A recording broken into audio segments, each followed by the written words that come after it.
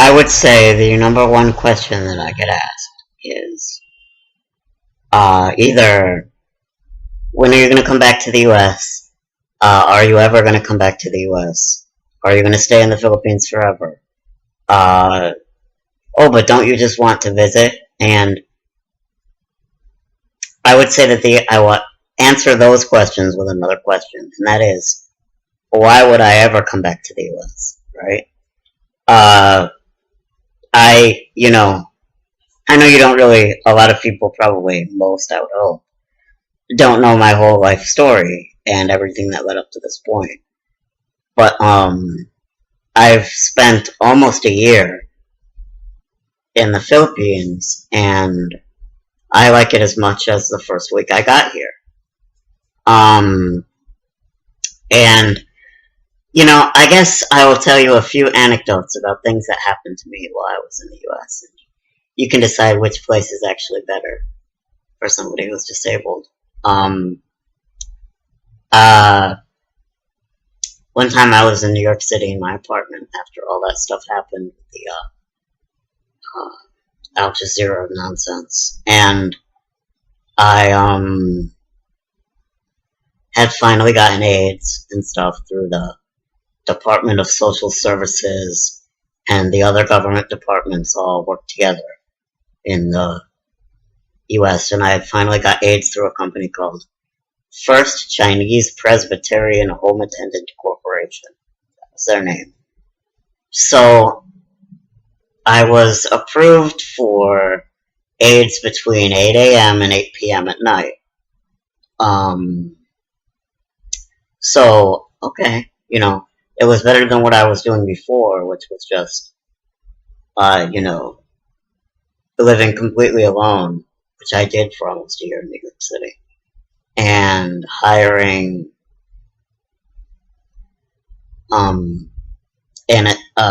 like a maid to come for, every Tuesday and sweep, and that was a significant part of my budget, because I would pay her $40, I think, which, yeah, so 40 per week, that's 40, 80, 120. That's a lot of money here, and that was a lot of money for me there, too. So, anyway, after, I had finally gotten a regular aid, which took forever, by the way, and I think if I would have never gotten robbed, it would have never happened. That's how difficult it is to deal with all the bureaucratic services in the United States. And they would come, and then, okay, but one day they left at 8 p.m. So, after 8 p.m., I, basically was alone. I usually went directly to bed. I would usually go to bed before they even left, so it's easier. But this particular day was a Saturday, so I didn't. I stayed up. I was working on the computer, right? So, there was a dirty pair of pants on the floor of my room. And I don't know if you can see this. The wheelchair here. Watching, Mochi? Here on the screen. The wheelchair here has brakes on it. You can see I'm kind of pointing to it. Yeah. Okay. Right there. Brake. So, the pants got around that little lever and pulled it down, right? So when it's down, if one side is down, this wheelchair has a safety feature that the other wheel won't spin. That makes sense. So, now, the electric chair I got here doesn't have that safety feature, but that is another story for another day. So, I got, stuck for hours and hours and hours. And what was worse was, the TV. I had accidentally left the TV on. So I couldn't go to sleep. I had also left all the lights on. So I couldn't actually go to sleep in the wheelchair, right? So there I was, right? And the only thing it would do is it has a recline feature. So I thought, well, I guess I'll recline the chair and try to go to sleep, even though the TV is on. I figured it wouldn't be a problem. You know, it's really, the lights are on, but I can mildly sleep. Because I had the TV on like a recording mode. So I knew after an hour it would stop recording and then, whatever. So, it stopped recording and I did fall asleep for an hour. And then, the TV has like a timeout where when the recording is done, an hour afterwards, okay, it'll go into normal display. So it came blaring loud and it woke me up. So, yeah, these kinds of terrible things would never happen here. But, so what I eventually did was, I decided, okay, I'm really annoyed now. There's no way I'm going to be able to sleep with the TV on and the lights on. So I kind of crawled in between the space between the armrest and the seat of the chair, and I used a what did I use again? It was something I had in the chair with me, but I can't really remember what it was. Maybe it was a pencil. And I kind of forced the elastic of the pair of pants off the lever. And then, okay, and then I leaned down and I pulled it up. And then, alright, the chair is working again. So, and to be honest with you, I didn't really think I could do that. I didn't think I had enough strength to do that. So before that happened, I had peed on the floor. Yeah. When the aide came the next morning, she cleaned it all up. And she asked me what happened, and I tried to explain it. But she didn't speak English too good, so I don't know how much she understood. But anyway, that's one terrible thing that happened to me in the US, so it never happened here. I could continue. I have tons of these stories.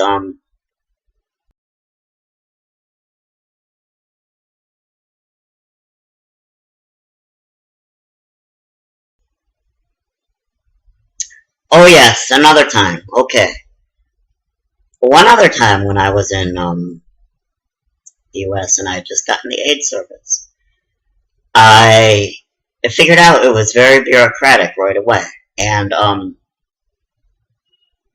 well, before that point, I had complete independence. After that point, I had none. So, at least between the hours of 8 a.m. and 8 p.m. So, the first week I got the AIDS from the first Chinese whatever. I wanted to go get my hair cut at the barber, right? And then while I was doing that, I wanted her to do the laundry. So I said, okay, here's my cell phone number, right? And then I'm going to go get a haircut, and then I'll text you, if there's a problem or just anything else. And the look on her face was like, what? And then I discovered the thing about the US aid system. When you finally get a nursing agency to come send nurses for you, it doesn't really matter what happens before 8 a.m. or what happens after 8 p.m. They're not responsible for that. But there's a big liability thing between those hours. And I was like, okay, well, just tell me you're a supervisor, and I will write up a paper. Yes, I'll write up a paper, and I'll send that to them, that I release them of all liability. So I write that paper, right? I'm not actually a lawyer, but I winged it, and I sent it to the supervisor. The supervisor told me, oh, well, you can't actually do this since you don't pay us. Only your insurance company can write this kind of letter. Well, I said, okay. I tell the insurance company, I want you to write a letter, and they tell me, absolutely not. So I asked them why. I said, don't I have any rights, to, being alone? And they said, well, the state of New York pays us, so only the state of New York can tell us that. I said, who at the state of New York could tell you that? And, of course, they don't know. that never happened. I never got to go to the barber by myself. So I have this nice chair that goes 10 kilometers per hour, but it's hindered by the uh, lumbering 300-pound aide that follows me around. God, that's terrible, but it's the truth. Uh, so never any alone time between the hours of 8 and 8. And any friends that I had made until that point, one of them told me flat out, oh, I don't want to come over there anymore because I don't want to deal with the old ladies that are always there. I understand that. So, things got actually worse with the AIDS. They got better in some ways, but worse in many others. Lack of flexibility. So, that's another reason. Another story that happened to me in the US that would never happen here. It's true, I don't really go off a lot on my own here. I rarely ever do. There's only been one time. But if I wanted to, I could. That's the difference. Let's see. So, cover those two things. I would guess a third thing in the US is my cats. So, all my problems in the US mostly come back to bureaucracy. The first Chinese Presbyterian Home Attendant Corporation told me, oh, well, if you want to get a pet, that's not covered. You have to take care of the pet by yourself. Well, I can't have one then, right? I can't take out litter and stuff, so that was the end of that. So if I were to go back to the US, what would I do with my cats? I'd have to give them away. I don't want to give them away. I'd rather stay here where it's nicer. And where, it's not full of so many assholes. It's another problem about the US, but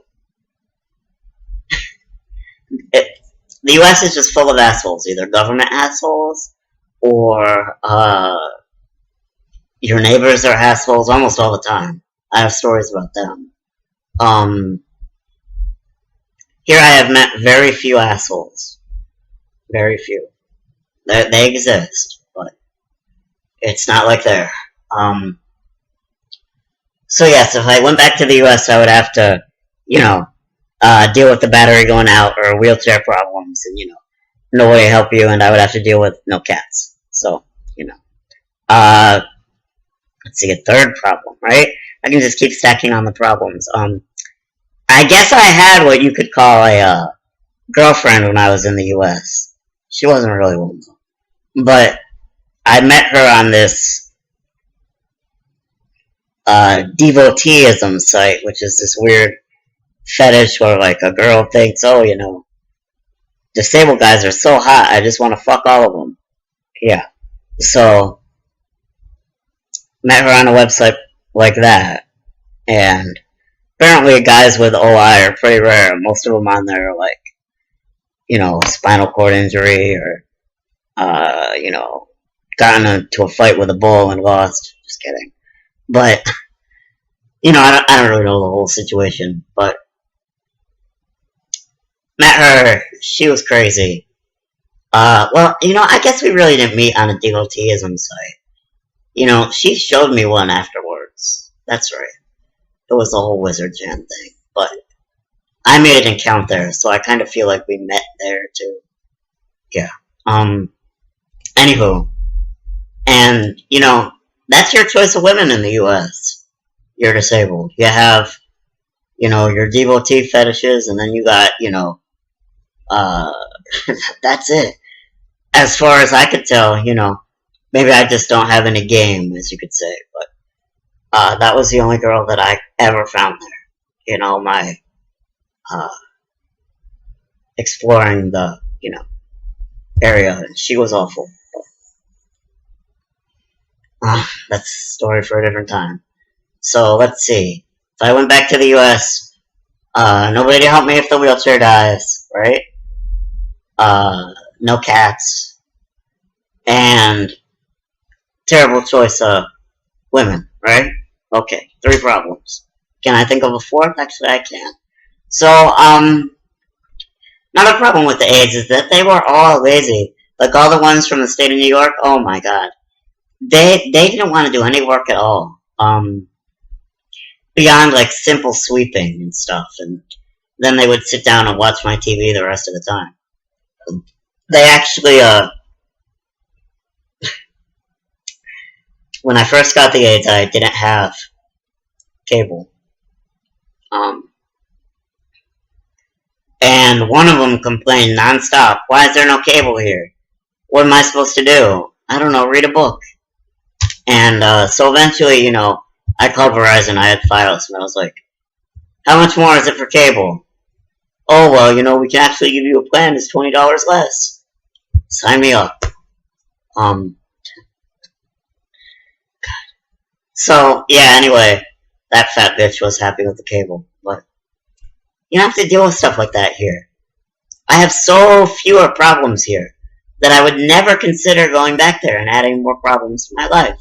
It's not worth it for me to have to deal with all the American bullshit that comes with a life there, Prices, okay, I thought of a fifth problem. So, I'm not rich, and HN has done nothing to make me richer. Nothing. So, my rent in the US, right, was paid for, but it was $1,300. The internet in the US that I was, on the internet and the cable was like $90 a month. Just my cell phone bill was $56. The electric was like $150. I'm just going by memory here. Prices like that, obscene prices like that don't happen here. The food. I paid I'm really small, I don't eat a lot. Still, it got to be like $200, $150 a month for food in New York City. And of course it was all processed crap, because the aides don't want to do any actual cooking. I would go to the store with them, that was one of their jobs. And I would be like, I don't really know how to cook, so maybe you buy whatever you want and we just eat that. And, they don't do that, so she does that. Yeah. So, yeah, the prices of everything, I can't afford it. And, I made do for a while, but it was with a lot of freelance work, and, it's just not worth it. It's not worth it to live there. It's just not. For somebody like me, who, has skills that I can use on the computer, in case anything ever happens, I can just go back to my other job of, freelance programming, which I did for a long time. It's no problem. But, I probably will never get a better job than that either. But, so, you make the most of your dollars here. It's another thing. Let's see, wrapping up. Can I think of any other funny stories of shit in the US? Probably.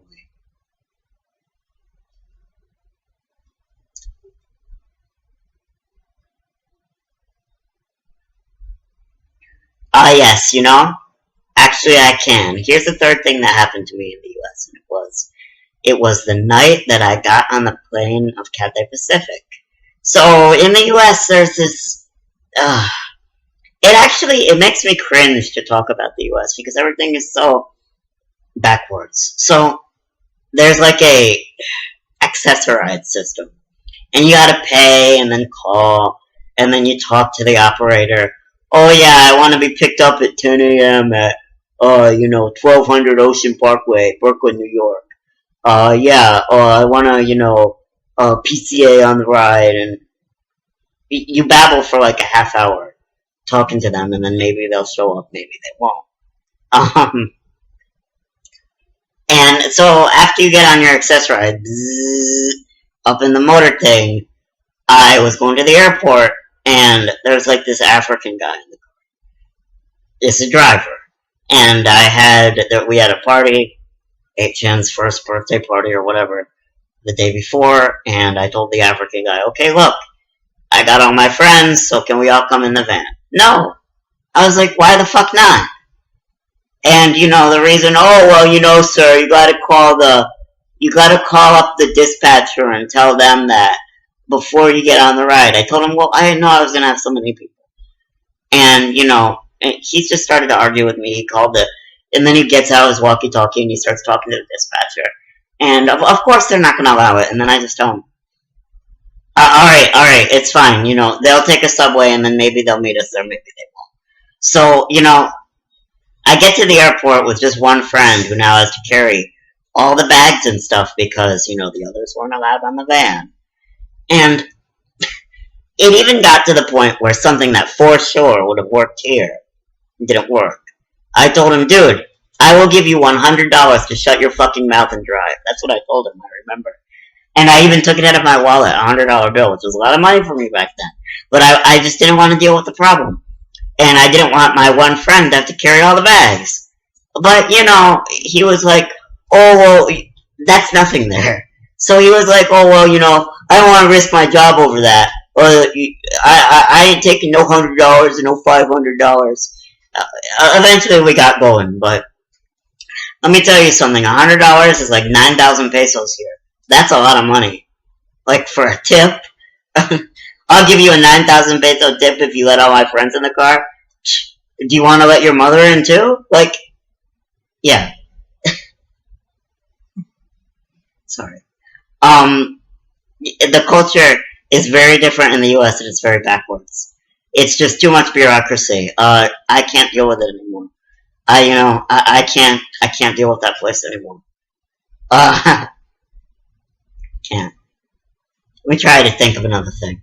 Well, if you want to take a taxi cab in New York, you can't, right?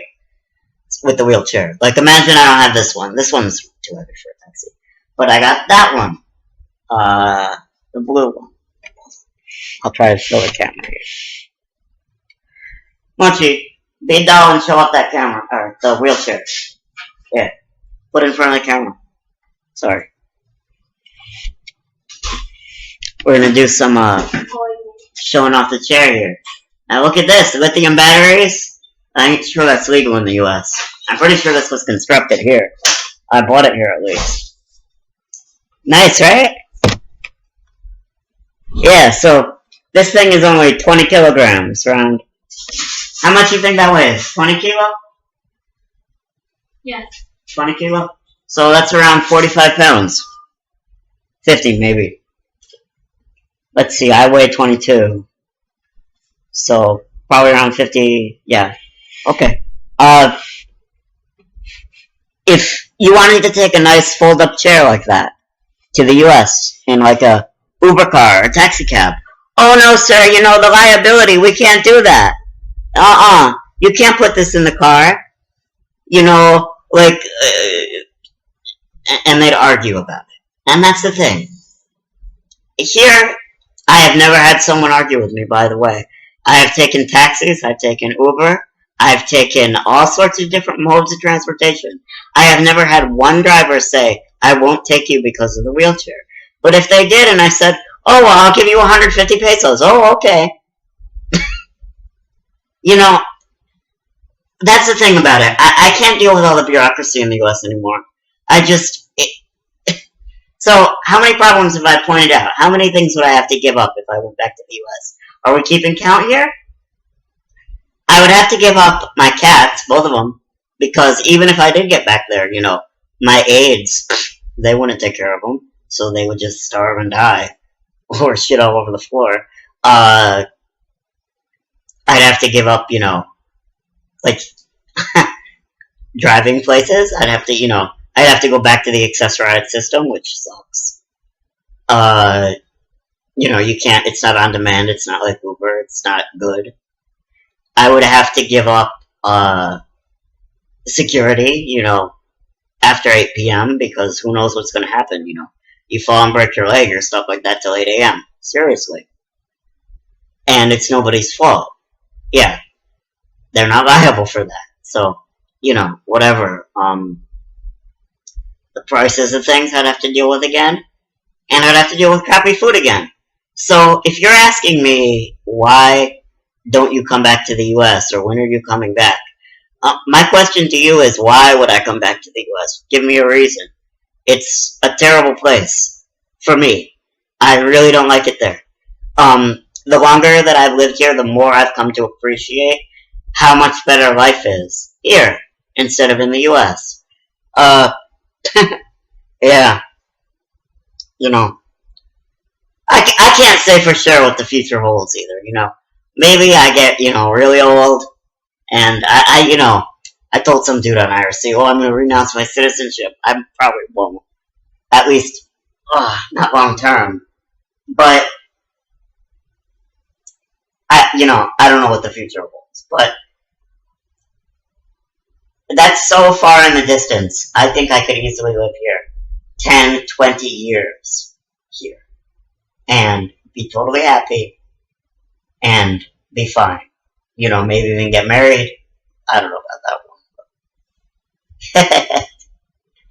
one. Anyway, that's my video here. So, one other thing. Some people want me to go to conventions in the US. I don't have the money to pay for tickets and stuff. And I really cannot deal with the bureaucracy in the US. I'm sorry. So, anyway, I guess the moral of this video is fuck America. Okay, have a nice day, guys. Bye.